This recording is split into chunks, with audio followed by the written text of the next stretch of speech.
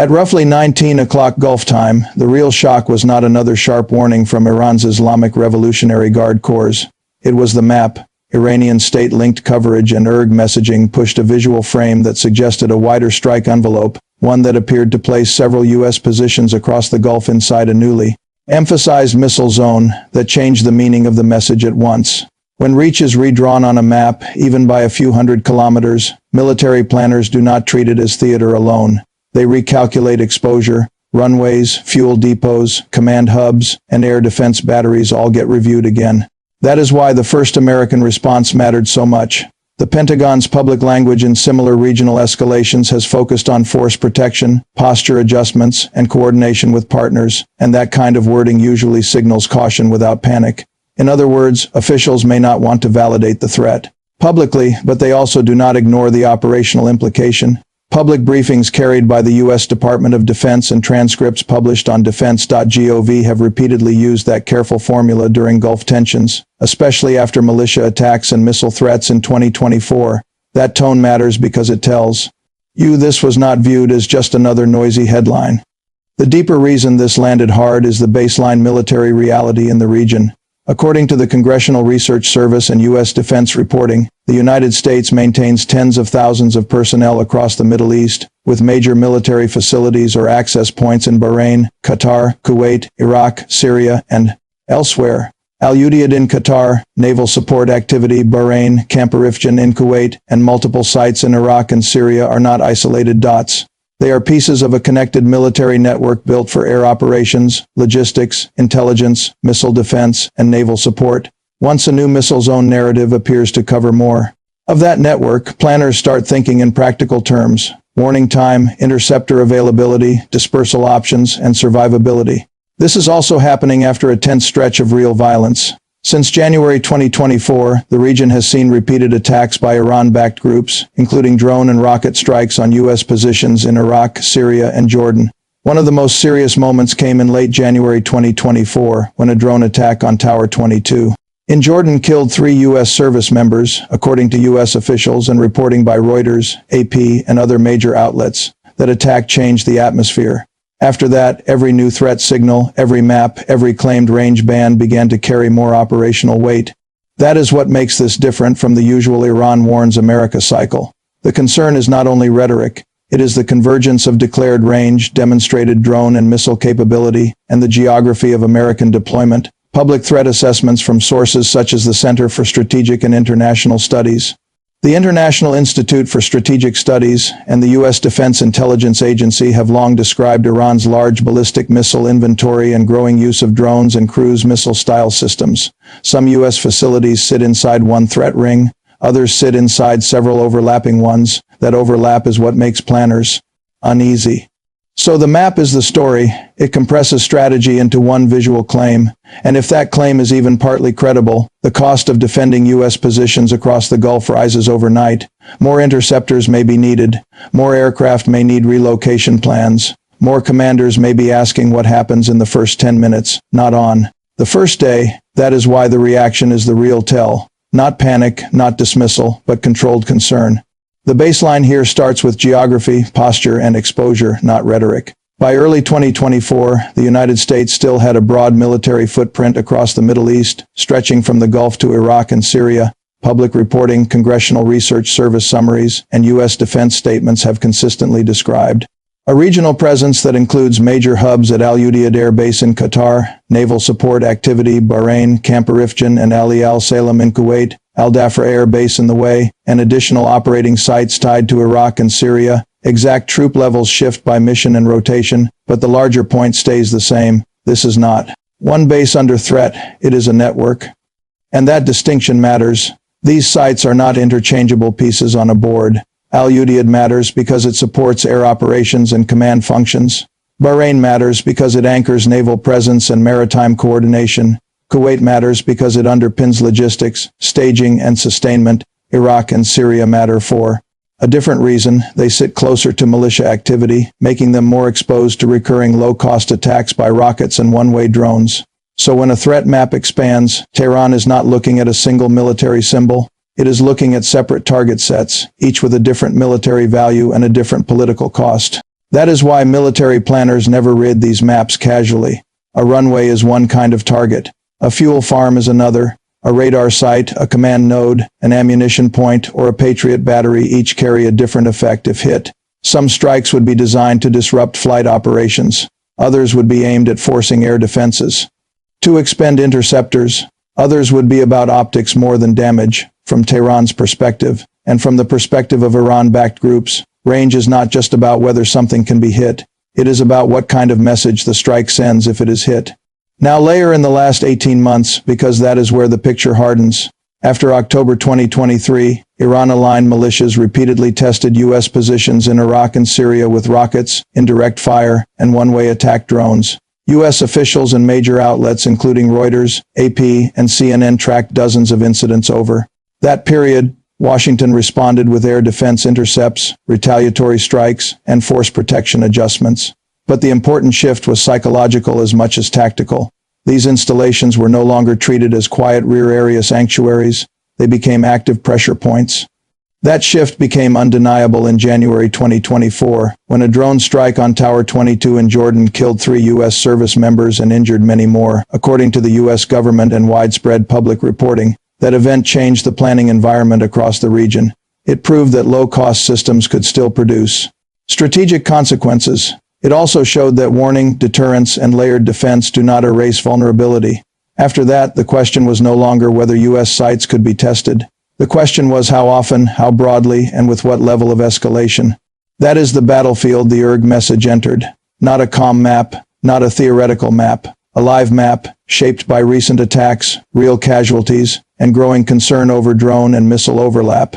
In that environment, range estimates influence daily decisions. They affect how many aircraft remain exposed on the tarmac. They shape where munitions are stored, how quickly crews can disperse, and whether contractors, non-essential staff, or dependents are quietly repositioned.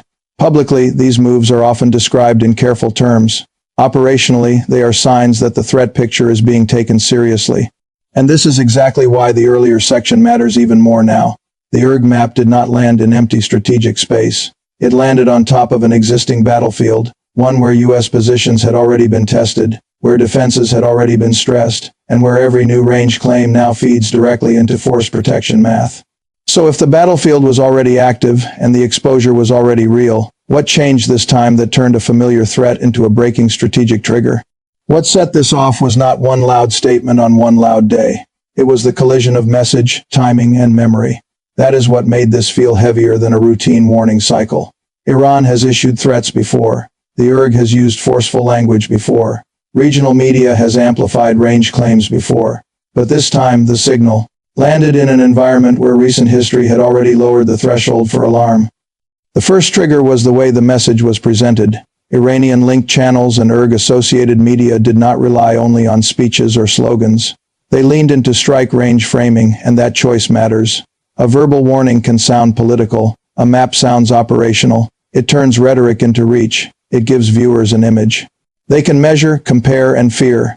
Iranian state media and IRG-linked outlets have often used this style to shape deterrence narratives. But when the emphasis shifts from general resistance language to visible strike geometry, the intended audience is no longer just domestic. It includes military analysts, regional governments, and Washington itself.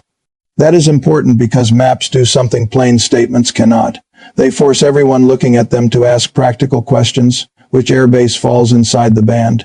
Which naval facility is now closer to the center of risk? Which logistics node becomes harder to protect if warning time shrinks? In that sense, the visual was doing strategic work. It was not only describing capability, it was framing perception. And in a tense region, perception alone can move aircraft, ships, and air defense assets. The second trigger was the shadow of April 2024. That month reset assumptions across the region. During the direct exchange between Iran and Israel, Tehran launched a large salvo openly, using a mix of drones and missiles in a way that was visible to the world in real time. Public reporting from Reuters, the Associated Press, BBC, and statements from U.S. and Israeli officials broadly described the operation as involving more than 300 projectiles, including drones and missiles, during the attack window in mid-April 2024. That event matters because it changed the argument. Before that exchange, many threat signals from Iran could still be Filtered through the old model, proxies act, Tehran calibrates, and deniability stays partly intact. After April, that filter became weaker.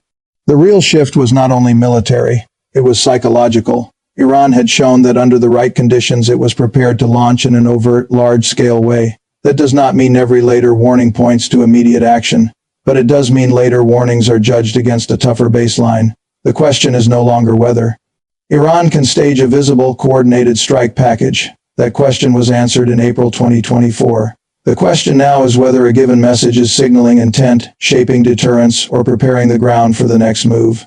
The third trigger was the change in American official language over time. Since late 2024, U.S. defense officials, commanders, and briefings carried by Reuters, AP, and the Pentagon have repeatedly stressed how quickly local incidents can widen. The wording has varied, but the message has been consistent: escalation ladders.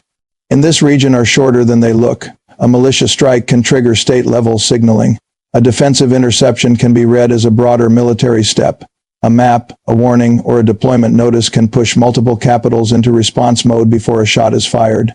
That is why terms like monitoring, readiness, integrated air and missile defense, and regional coordination keep appearing in official language. They are not filler words. They are indicators that the planning community is thinking in layered scenarios. One scenario assumes signaling only, another assumes proxy pressure, a third assumes direct escalation. Once those scenarios are active in the same conversation, even a visual message can become a serious planning variable. And that brings us to the core point. A capability claim on its own can still be propaganda. States do that all the time, but a capability claim delivered through operational-style imagery, arriving after a real direct exchange, and landing in a region already primed for fast escalation becomes something different. It enters the world of readiness calculations. It affects route planning, dispersal options, stockpile protection, and interception assumptions. Publicly, the tone may stay measured. Privately, the questions become sharper. What does Iran want Washington to infer from this right now? What does it want Gulf states to conclude? What does it want Israel to factor into its own next step planning? Those are not media questions. Those are command-level questions, and the fastest way to test whether this is still mostly theater or something closer to a real posture signal is to move from words to geometry. Because once you compare the known range bands to the actual distances of key U.S. positions, the argument either holds up, or it does not. Now we leave the rhetoric and move to the hard part: distance, because maps can exaggerate, speeches can inflate, and media can dramatize, but geography is stubborn. If the distances work, the threat has weight. If they do not, the whole picture starts to weaken. And in this case, the distances are exactly why the IRG map got attention. Iran's missile and drone inventory has been tracked for years by public research groups such as the Center for Strategic and International Studies, the International Institute for Strategic Studies, and the Missile Threat Project. Across those assessments, one point appears again and again: Iran has built a layered arsenal that includes shorter-range ballistic missiles, medium-range systems, land attack cruise missiles, and long-range drones. Publicly discussed ranges vary by system, payload, and launch profile, but the broad picture is clear. Some systems are discussed in the few hundred-kilometer class. Others are placed beyond 1,000 kilometers, some medium-range. Ballistic missiles are commonly described in open sources as reaching close to 2,000 kilometers. That is not a small detail. It changes the strategic map of the Gulf. Take the nearest problem set first. From western Iran to Baghdad, the distances are short enough that warning time can become painfully thin. U.S. facilities in Iraq have long operated under that reality, which is one reason rockets, drones, and missile concerns there are never treated casually. But the larger shift comes when you move out from Iraq and look deeper into the Gulf. From Iranian territory to Kuwait, Bahrain, Qatar, and parts of Saudi Arabia, the distances still fit within the reach of systems that have been openly discussed in public defense studies for years. That means installations once seen as less exposed than Iraq or Syria are not outside the problem. They are simply inside a different layer of it. This is why Al Udeid in Qatar matters. It is not only a large and important U.S. military hub, it also sits in a location that becomes highly relevant once medium-range strike systems are part of the equation. The same applies to naval support activity Bahrain, to key sites in Kuwait, and to major support points across the wider Gulf network. The exact launch point inside Iran would affect distance, timing, and azimuth, but the broader conclusion remains. Direct Iranian reach is not a theoretical issue. It is built into the geometry. And that is where many headlines stop too early. They talk about range as if range alone settles the question. It does not. Range is only the first layer. A missile that can travel 1,200 kilometers does not threaten every target in the same way. Flight time matters, launch direction matters, radar coverage matters, terrain and detection windows matter, air defense layering matters, interceptor inventory matters. So does salvo size, a heavily defended base with hardened shelters. Multiple radar assets and layered missile defense presents one problem. A logistics node with thinner protection presents another. In simple terms, being inside range is not the same as being equally vulnerable. Still, that does not reduce the seriousness of the map. It sharpens it. Because once you accept that several U.S. and partner facilities are inside known Iranian range bands, the real question becomes not, can they be reached? But how difficult would they be to protect under pressure? That is where strategic depth begins to look thinner than it once did. For years, Gulf states and U.S. planners relied in part on distance as a buffer. The farther key assets sat from active front lines and proxy launch zones, the more reaction time they had. But modern missile and drone reach compresses that buffer. A place can feel far on a political map and still be close on a strike map. That is the quiet shift behind the phrase missile zone. It is not only about what Iran claims, it is about how little empty space remains between launch areas and high-value targets. Public missile analysis supports that caution. Open-source assessments of systems such as Fatih family missiles, Zalfughar, Dezful, Emad, and Khyber-Shikan, along with long-range drone variants often discussed in defense reporting, show a pattern of expanding range and broader coverage. The numbers vary by analyst and by claimed configuration, but the strategic takeaway is consistent across sources. Much of the Gulf military infrastructure sits within some form of Iranian strike envelope. So yes, the map may be political, it may be part deterrence theater, it may be meant to shape headlines, but if the displayed envelope broadly matches what public missile studies already suggest, then the claim is not fantasy. It is a reminder, a hard one. It tells every planner in the region that geography is no longer the comfort it used to be, but distance on paper is still only one half of the case. The next question is more important and more dangerous. Has Iran actually shown the accuracy, scale, and command discipline needed to make that envelope credible in practice?